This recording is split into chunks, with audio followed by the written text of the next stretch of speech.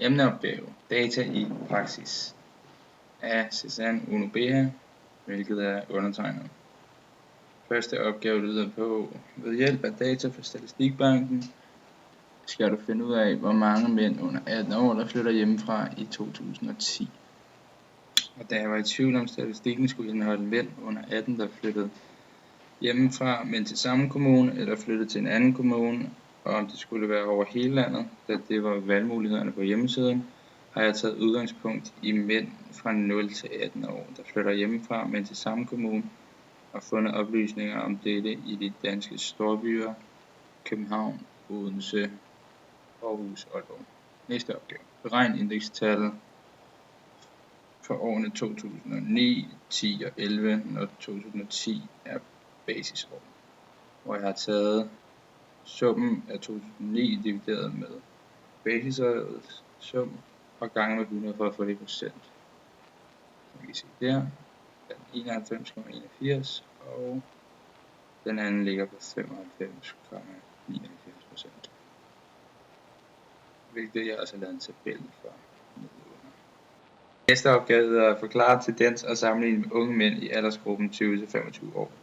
Ud fra det søjlediagram jeg har lavet, kan vi se, at tendensen er, at antallet af unge mænd under 18 år, der flytter hjemmefra, med største 18 år i alle årstal, og dernæst mænd på 0 til 1 år, der flytter hjemmefra, bliver taget fra deres hjem. Og den laveste flytning overordnet sker ved 10 års alderen, hvilket vi kan se ud fra tabellen. Næste opgave. Hvis man sammenligner de to søjlediagrammer, kan man se, at alle summen overgår selv den højeste sum i 0-18 års diagrammet, som var hos de 18-årige på 1800 personer, at alle på 21-24 i 20-25 diagrammet er dobbelt så mange, der flytter hjemmefra, end de 18-årige på 1800, så en markant forskel er der på de to diagrammer. Næste opgave hedder sammenligne hvor mange der flytter hjemmefra kontra hvor mange der flytter hjem uafhængig af køn, og se om du kan drage en tendens og en konklusion. På hjemmesiden Danmarks Statistik kan jeg ikke finde informationer om hvor mange der flytter hjem, men kun hvor mange der flytter hjemmefra, som igen bekræfter at det er unge mænd og kvinder i alderen fra 20 til 25, der flytter hjemmefra, der er højest 20 til 25. Næste opgave hedder sammenligne antal af unge, som flytter hjemmefra i aldersgruppen 15 til 17, og antal flytninger mellem landsdele og regioner for samme aldersgruppe. Der tager jeg selvfølgelig udgangspunkt i unge mænd og kvinder i aldersgruppen 5 til 17, der i 2010 flyttede hjemmefra til andre landsdele og regioner end mit udgangspunkt, som i København, Odense, Aarhus samt Aalborg. Der kan vi se, det er Fredensborg, hvor folk flest flytter fra. Emnespørgsmål. Forklar, hvad en pivottabel er og hvordan den kan bruges. Jeg går ind i Excel for at vise, hvordan jeg bruger den. En pivottabel er et redskab i Excel, der kan hjælpe dig med at sortere og sammenholde en større mængde data, og derefter holde dataen op mod hinanden på forskellige måder. Du bruger en pivottabel via at indsætte en mængde data, som det jeg har markeret her, på f.eks. personer på 20-25 år, der er flyttet hjemmefra, men til samme kommune, område, som du finder informationer om inde på dst.dk, og derefter at sætte informationerne op mod hinanden. Næste spørgsmål hedder, hvordan laver du en pivottabel fra en database? Du markerer alle de informationer, du skal bruge, kopierer dem ind i Excel, som jeg har gjort her, for derefter at oprette en pivottabel ud fra de oplysninger, du har sat ind i Excel-arket. Det gør du ved at markere, som jeg har gjort her. Men da jeg allerede har lavet den, så viser jeg bare, at du skal trykke op i pivotdiagram, som jeg så viser på mit næste ark 2. Så det sådan. Næste spørgsmål er, hvordan omdanner du en pivottabel til et diagram?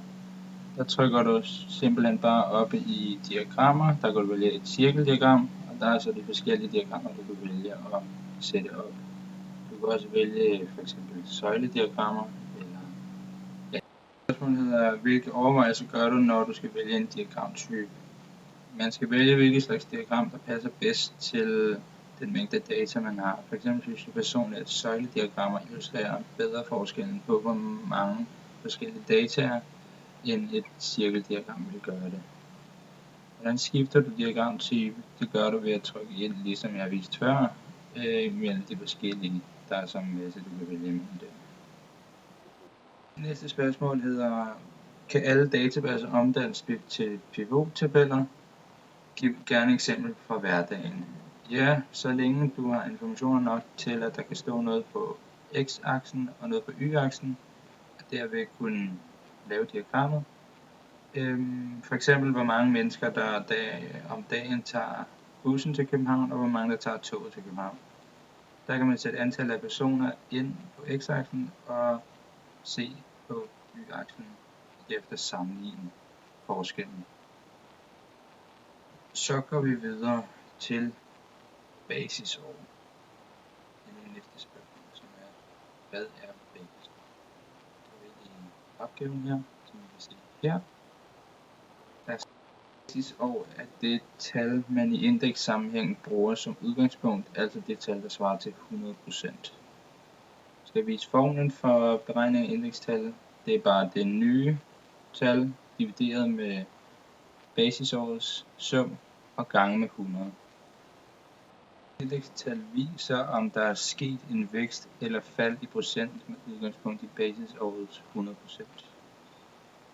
Man bruger indekstal til at hurtigt danne et overblik i den procentvise stigning eller fald fra basisåret, som vi ser. Det skal give eksempler på, hvordan indekstal benyttes. Et eksempel kunne være at finde den procentvise forskel fra basisåret i 2003. Der er solgt 46 enheder og et indekstal på 100, og så derefter udregne de efterfølgende år og se i procent, om der er sket en vækst eller fald. Og der er sket et